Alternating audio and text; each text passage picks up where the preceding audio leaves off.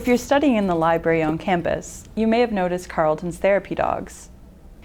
These dogs help students take a break for a few moments and focus on the presence of having a furry friend. These therapy dogs are an example of an animal-assisted intervention, but there's a lot more to it than that. Dr. Aubrey H. Fine is a licensed psychologist and expert in animal-assisted interventions. He edited a handbook on animal-assisted therapy.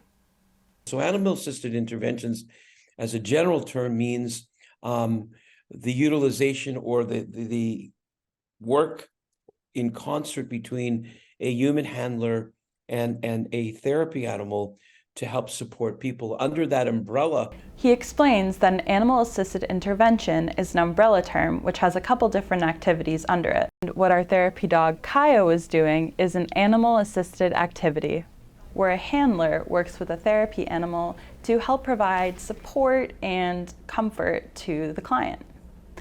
Alongside dogs, Aubrey Fine mentions that horses are especially good at this kind of activity. I decided to visit the Therapeutic Riding Association of Ottawa Carleton, also called TROT, to learn more about animal-assisted activities. Alongside their therapeutic riding program, which helps people with disabilities, TROT offers a program where they use horses in an animal-assisted activity. This activity helps people learn more about themselves through working on the ground with the horses. TROT doesn't use licensed therapists, they use coaches who help facilitate this program. What we can do is help people to investigate their feelings and maybe apply things that they've learnt with their therapist. So our coaches are really facilitators. She says because horses are prey animals, they're very good at sensing and reacting to people's emotions. Thus, when a person is working with the horse, they can learn things about themselves through seeing that emotion within the animal. So if they're feeling anxious, the horse will mirror that emotion, and then they can call to question maybe why they're feeling that way and learn things about themselves in the process. We serve a very broad range of learners, come with complex needs or just very simple needs, needing to understand a little bit more about their own inner feelings, ability to deal with changes, deal with the changing environment around them, with what the world will throw at them. So just helping them to understand how things are affecting them and help them to find a path through that. So being in the presence of a friendly animal can help people feel better and learn things about themselves. Aubrey says animals, specifically dogs and horses, are great at sensing anxiety and helping people calm down. So sometimes the cold nose, the warm heart of a dog, sometimes the interaction, the lick of a horse, or a horse when you're brushing him or her, almost falling asleep. You know, when I brush Amber, the horse that I'm good friends with, she just becomes so connected with me. Think of COVID. Think of COVID when people were isolated and lonely. Why were animals so important to those individuals? Not only because of companionship, not only because of just giving a routine to your life, but physical proximity, touch, were very relevant aspects.